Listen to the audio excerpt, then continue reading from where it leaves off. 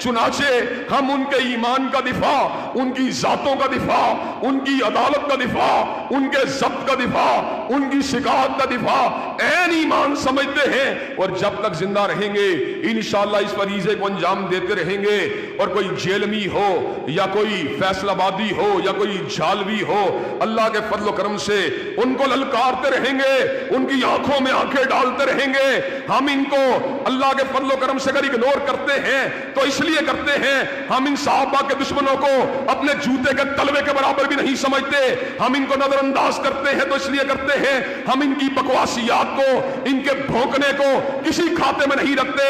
اگر ان کو جرأت ملتی ہے تو اللہ تعالیٰ کے فضل و کرم سے صحابہ کی صحابیت کے اوپر کوئی جیلمی ہو یا جالوی ہو، مرتے دم تک عظمت رسول اللہ کے اوپر اور عظمت صحابہ کے اوپر ان کو مباہلے کا چیلنج دینے کے لیے تیار ہیں۔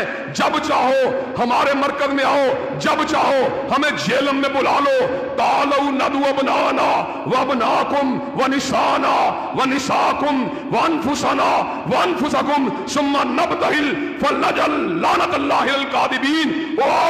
ہمیں ہم تمہیں زندگی کے آخری سانس تک مباہلے کا چیلنج دیتے ہیں۔ جو صحابہ پہ تبرہ کرنے والا، وہ اس کا ایمان، اس کو اپنے ایمان کی فکر کرنی چاہیے۔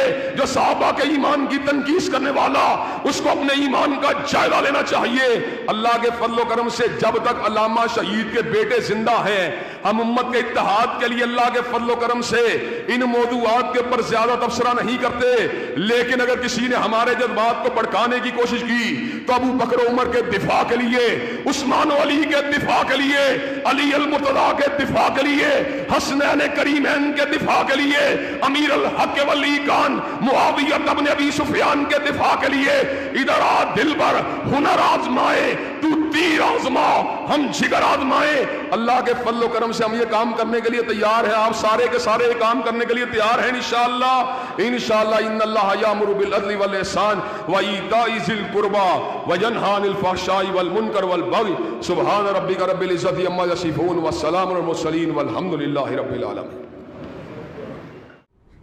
لاہور کے ایک اہل حدیث عالم ہیں، جمعۃ المبارک کے خطبہ کے اندر انہوں نے آپ کو مباہلہ کا چیلنج دیا ہے، اور سورہ آل عمران آیت نمبر 61 کو پڑھ کے انہوں نے کہا جی کہ ہم انجینئر صاحب سے مباہلہ کرنا چاہتے ہیں، اور جس ٹاپک کے اوپر وہ مباہلہ کرنا چاہ رہے ہیں وہ کوئی اسلام کا بنیادی عقیدہ نہیں ہے۔ بیسیکلی وہ امیر شام حضرت معاویہ سے ریلیٹڈ ہے، اور وہ کہتے ہیں جی کہ ان کے جو نظریات ہیں ان کے حوالے سے ہم آپ سے مباہلہ کرنا چاہتے ہیں، اور چیلنج جو ہے وہ ہم قبول کرتے ہیں۔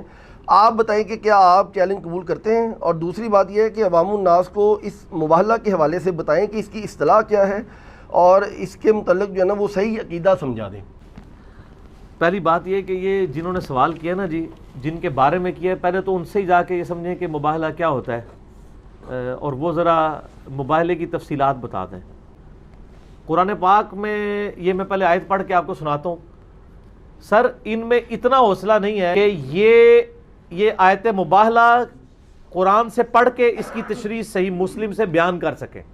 نام تو کتاب و سنت کا لیتے ہیں نا۔ یہ سورہ آل عمران کی آیت نمبر ہے 61۔ اعوذ باللہ من الشیطان الرجیم، بسم اللہ الرحمن الرحیم۔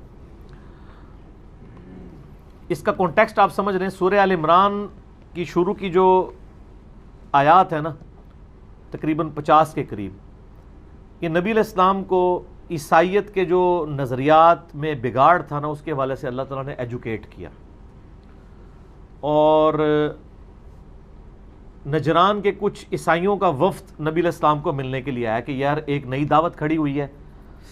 تو نجران کے عیسائی یعنی آپ سمجھ لیں وہاں کے، آپ سمجھ لیں جس طرح ہوتے ہیں نا گدی نشین، خانقاہ نشین لوگ، تو انہوں نے کہا کہ اچھا یہ کوئی نیا نبی آ گیا، ہم تو ایک نبی کو لے کے چل رہے تھے، اور یہ نبی کہتے ہیں کہ ہم اسی نبی کی تعلیمات کو آگے لے کے چل رہے ہیں، تو ہم ان کو ذرا چیک کریں کہ عیسیٰ جیزس کرائسٹ کے بعد کوئی پیغمبر کیسے آ سکتا ہے، کیونکہ وہ حضرت عیسیٰ کو آخری پیغمبر مانتے تھے کرسچنز۔ تو یہ نجران کے عیسائیوں کا وفد نبی علیہ السلام کو ملنے کے لیے آیا۔ یہ واقعہ ہے 8 یا 9 ہجری کا، یعنی نبی علیہ السلام کی وفات سے آلموسٹ 1.5-2 سال پہلے کا۔ تو اس وقت نبی علیہ السلام کو اللہ تعالیٰ نے ایجوکیٹ کیا عیسائیوں کے غلط نظریات سے ریلیٹڈ، تو سورہ آل عمران نازل ہوئی۔ الٹیمیٹلی آپ علیہ السلام نے حق جو ہے وہ ان ایمبیگوس کر کے، غیر مبہم کر کے عیسائیوں کے اوپر واضح کر دیا. اس کے باوجود جب وہ حق قبول کرنے کے لیے تیار نہیں ہو رہے تھے نا، تو نبی کو تو چونکہ اللہ نے منوانا ہے، وہ دنیا پہ اللہ کا ریپریزنٹیٹو ہے. میں اللہ کا ریپریزنٹیٹو نہیں ہوں، میں تو نبی علیہ السلام کا ادنا سا ڈاکیا ہوں. مجھے ماننا نہ ماننا دین کا کوئی حصہ نہیں. نبی کو چونکہ اللہ نے منوانا ہوتا ہے، لہذا نبی یہ دعویٰ کر سکتا ہے کہ میں نے حق کا حق ہونا واضح کر دیا ہے لوگوں کے اوپر. تو نبی علیہ السلام نے کو اللہ نے حکم دیا کہ اب اس طرح کریں، الحق من ربک فلا تکن من الممترین. اے نبی علیہ السلام آپ کے پاس حق آ چکا ہے. حضرت عیسیٰ علیہ السلام کے بارے میں کانٹیکسٹ میں یہ آیات چل رہی ہیں، یہ حق ہے، اب آپ نے شک میں نہیں پڑنا. اور آیت نمبر 61 ساتھ ہی، فمن حاجک فی، اگر اس کے باوجود آپ سے جھگڑا کریں یہ کرسچنز، من بعد ما جاءک من العلم، کہ آپ کے پاس العلم قرآن کی شکل میں آ چکا ہے کہ عیسیٰ ابن مریم اللہ کے بیٹے نہیں بلکہ وہ اللہ کے بندے ہیں، اس کے باوجود یہ آپ سے جھگڑا کریں، فقل، تو ان سے فرماؤ، تعالوا، آ جاؤ، ندعو ابناءنا و ابناءکم، ہم بھی اپنے بیٹوں کو لے آتے ہیں اور تم بھی اپنے بیٹوں کو لے آؤ، ونساءنا و نساءکم، ہم بھی اپنی عورتوں کو لے آتے ہیں تم بھی اپنی عورتوں کو لے آؤ، وانفسنا و انفسکم، ہم خود بھی آ جاتے ہیں تم بھی آ جاؤ، ثم نبتہل، یہ وہی مباہلہ، اس کے بعد ہم گڑ گڑا کے اللہ کے حضور دعا کرتے ہیں، فنجعل لعنت اللہ علی الکاذبین، کہ جو بھی جھوٹا ہے اس پہ اسی وقت اللہ تعالیٰ کی لعنت نازل ہو، یعنی تباہ و برباد ہو جائے. اسے کہتے ہیں مباہلہ. اس کی ڈیٹیلز آتی ہیں صحیح مسلم کے اندر کہ جب یہ آیات نازل ہوئیں جس میں کہا گیا تم بھی آ جاؤ، اپنے بیٹوں کو عورتوں کو لے آؤ اور ہم بھی لے آتے ہیں، تو نبی علیہ السلام اپنے کن بیٹوں کو اور کن عورتوں کو لے کے گئے، اس کی ڈیٹیلز آتی ہیں صحیح مسلم کے اندر. لیکن وہ حدیث اتنی دردناک ہے کہ یہ وہ حدیث بھی پوری نہیں بیان کر سکتے، اس کا آخری حصہ ہی بیان کرتے ہیں. وہ حدیث حضرت سیدنا سعد ابن ابی وقاص سے ہے اور ساری اس ریسرچ پیپر میں نے ڈالی ہوئی ہے، اس میں 40 نمبر کے اوپر ہے. پہلے میں وہ حصہ بیان کرتا ہوں جو علماء بیان کرتے ہیں، پھر پوری حدیث بعد میں. سعد ابن ابی وقاص کہتے ہیں کہ جب قرآن کی آیت نازل ہوئی سورہ آل عمران آیت نمبر 61 جو میں نے پڑھی، تو رسول اللہ صلی اللہ علیہ وآلہ وسلم نے سیدنا علی، سیدہ فاطمہ، سیدنا حسن، سیدنا حسین علیہم السلام اجمعین کو بلایا اور پھر اللہ کے حضور عرض کی، اللہم ہؤلاء اہل بیتی، اے اللہ یہ میرے اہل بیت ہیں. ٹھیک ہے جی. لیکن وہ عیسائی بھاگ گئے، حالانکہ سیدنا حسن حسین کتنی عمر تھی؟ 5-7 سال. باقی نبی علیہ السلام کی 3 بیٹیاں فوت ہو چکی تھیں، ایک ہی بیٹی اس وقت زندہ تھی، سیدہ فاطمہ. قرآن میں آیا تھا اپنے بیٹوں کو لے آؤ، عورتوں کو لے آؤ. تو بیٹوں میں تو سمجھ آتا ہے حسن و حسین چلے گئے، بیٹی کو لانے کا تو نہیں کہا تھا، تو سیدہ فاطمہ کیوں گئی؟ اور عورتوں کو اگر کہا تھا تو عورتوں میں تو پہلی چیز بیوی ہے، تو نبی علیہ السلام کی 9 بیویاں تو اس وقت تھیں، جن میں سیدہ عائشہ حفصہ بھی شامل تھی. کسی کو نہیں ساتھ لے کے گئے. تو یہ پھر اہل بیت کون سے ہیں جن کو مباہلے کے لیے لے گئے؟ بیٹے کون گئے؟ حسن و حسین اور علی. علی بھی بیٹوں کی جگہ ہی تھے نا، نبی علیہ السلام نے پرورش کی ہوئی تھی، داماد بھی تھے. اور عورت میں کون؟ صرف ایک عورت، سیدہ فاطمہ، بیوی نہیں ساتھ لے کے گئے.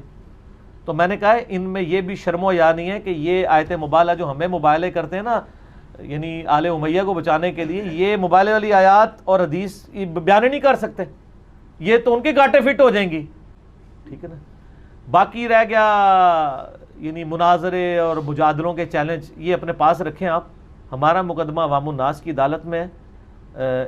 جب کسی کے پاس علمی دلائل ختم ہو جائیں تو پھر اس قسم کی باتیں وہ کرتا ہے.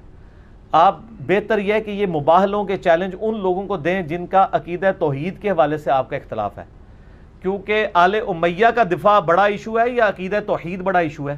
عقیدہ توحید. تو سر جو لوگ پاکستان میں کروڑوں لوگ ہیں اور ان کے ہزاروں علماء ہیں جو توحید کا جنازہ نکالنے کی کوشش کر رہے ہیں اپنے زوم میں شیطان کے ہتھے چڑھ کے، ان کو کیوں نہیں مباہلوں کے چیلنج کرتے؟ اور وہ تو تیار بیٹھے ہیں مباہلے کرنے کے لیے. وہ تو وہ ہیں جو مناظروں کے لیے تیار ہیں، مجادلوں کے لیے تیار ہیں، مباہلوں کے لیے تیار ہیں. ان کے آپ مبالغے قبول کریں نا, ہمیں کوئی چیلنج دے رہے ہیں؟ ہم تو مبالغے کو سمجھتے ہی حرام ہے, اور جو حلال اور ثواب کا کام سمجھتے ہیں یعنی اہل حدیث اور ان کے مخالفین, آپ آپس میں کریں, ہمارا تو آپ کے ساتھ لینا دینا ہی نہیں ہے. اس قسم کے چیلنج کرنے کا فائدہ نہیں ہے. یہ میں نے ویڈیو خود نہیں دیکھی, لیکن جن بھائیوں نے سکھا علماء نے دیکھی, انہوں نے مجھے بتایا کہ اس طرح. یہ تو بات یہ کہ وہ خود کریں آپس میں, اور مہربانی کر کے نا ایک جمعہ آیت مباہلہ کے اوپر پڑھا دیں اور صحیح مسلم سے یہ حدیث بیان کر دیں جو میں نے بیان کی ہے. یہ صحیح مسلم میں حدیث ہے, انٹرنیشنل نمبر کے مطابق 6220 دارالاسلام کی کنٹینیوس نمبرنگ کے مطابق. اگر اب آپ میں ہمت ہے تو میں وہ حدیث بیان کر دیتا ہوں.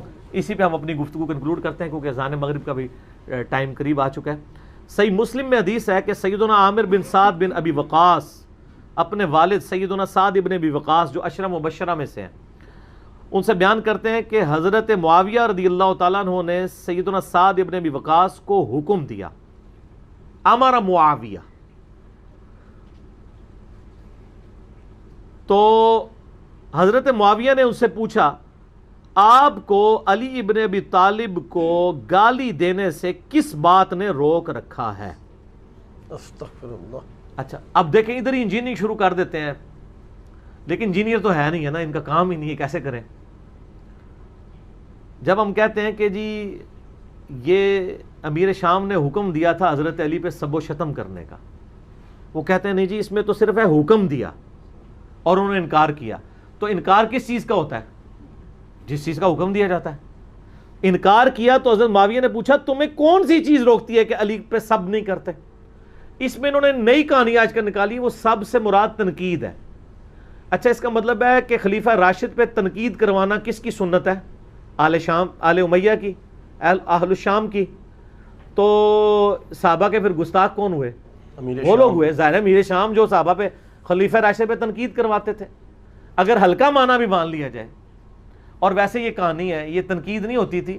صحیح مسلم میں اس کی ایکسپلینیشن ہے 6229 جس میں آل مروان کا ذکر ہے. وہ کہتے تھے لعن اللہ ابو تراب, ابو تراب مٹی والے علی بن ابی طالب پر لعنت, نعوذ باللہ. لعنت کے الفاظ ہیں, نعوذ باللہ. ٹھیک ہے جی. تو یہ ایک علیحدہ ٹاپک ہے, پھر میں اور طرف چل پڑوں گا, آپ سرچ پیپر میں پڑھ لیجئے گا. میں تو 1 گھنٹہ اس پہ بول سکتا ہوں. اسی پہ آئیں تو سیدنا سعد ابن وقاص نے کہا میں ہرگز کبھی بھی علی کو گالی نہیں دوں گا, کیونکہ 3 باتیں ایسی ہیں جو سیدنا علی کے لیے رسول اللہ سے میں نے خود سن رکھی ہیں صلی اللہ علیہ وآلہ وسلم, اور اگر ان 3 میں سے مجھے ایک بھی مل جائے تو مجھے سرخ اونٹوں سے بڑھ کر عزیز ہے. یہ کون کہہ رہا ہے؟ سعد ابن ابی وقاص کہہ رہا ہے کہ علی کو خیر 3000 ان کی فضائل ہیں, وہ کہتے ہیں مجھے 3 میں سے ایک بھی مل جائے نا تو وہ بہت ہے. یہ کوئی عام بندہ نہیں ہے. سعد ابن ابی وقاص عشرہ مبشرہ میں سے ہیں, اور صحیح بخاری مسلم میں حدیث ہے. مولا علی کہتے ہیں کہ میں نے نبی علیہ السلام سے خود سنا ہے کہ سعد ابن مالک کے بارے میں آپ نے فرمایا تھا میرے ماں باپ تجھ پہ قربان, تو تیر چرا.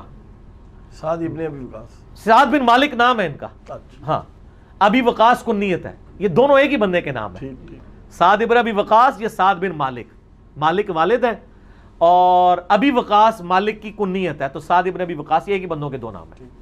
تو کہتے ہیں میں نے سعد بن مالک کے بارے میں یعنی سعد ابن ابی وقاص کے بارے میں خود نبی علیہ السلام سے سنا کہ میرے ماں باپ اس پہ قربان احد کے موقع پر. اور وہ بھی کہہ رہے ہیں مجھے علی والی ایک فضیلت مل جائے نا تو میرے لیے کافی ہے. وہ کہتے ہیں پہلی فضیلت یہ ہے کہ غزوہ تبوک کے موقع پر نبی صلی اللہ علیہ وآلہ وسلم نے سیدنا علی کو اپنے پیچھے چھوڑ دیا مدینہ شریف میں, بچوں اور عورتوں کے اوپر اپنے نائب کے طور پہ. تو سیدنا علی رضی اللہ تعالیٰ عنہ نے یعنی وہ غمگین ہو گئے, کیونکہ یہ پہلا اور آخری موقع تھا کہ تبوک کے موقع پہ مولا علی شریک نہیں ہوئے, باقی ہر جنگ میں شریک تھے. تو نبی علیہ السلام نے ان کی دلجوئی کے لیے فرمایا کیا تم اس پہ خوش نہیں ہو کہ تمہاری میرے ساتھ وہی نسبت ہے جو ہارون کی موسیٰ کے ساتھ, مگر میرے بعد کوئی نبی نہیں. یعنی ہارون علیہ السلام کو کوہ طور پہ جاتے وقت موسیٰ علیہ السلام اپنی جگہ نائب چھوڑ کے گئے تھے, تو میں تمہیں چھوڑ کے جا رہا ہوں. سر یہ مرتبہ کس کو مل سکتا ہے؟ قرآن پاک میں حضرت موسیٰ علیہ السلام کے ساتھ ان کے سپورٹر کون تھے؟ ہارون علیہ السلام. اسی لیول کے سپورٹر نبی علیہ السلام کے ساتھ کون ہے؟ مولا علی ہیں, اور کوئی نہیں ہے.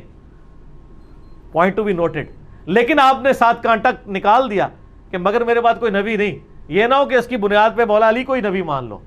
تو غلام القادیانی دجال کدھر سے آ گیا؟ مولا علی نہیں تو کہاں سے آ گیا بیچ میں؟ کیونکہ اس میں ساتھ کہا میرے بعد کوئی نبی نہیں.